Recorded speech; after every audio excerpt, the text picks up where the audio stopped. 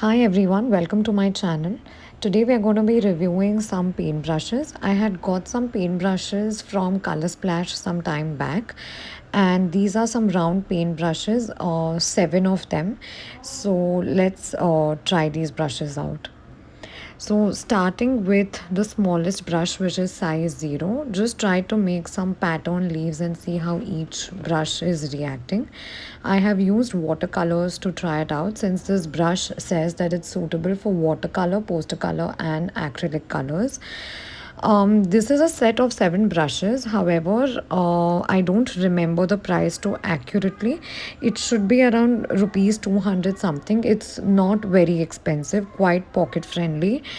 Upon trying these brushes, they are okay for watercolor, but they're better suited for acrylic paints and poster paints. Acrylic being more prominent or giving better results. So you could or you could not try it out.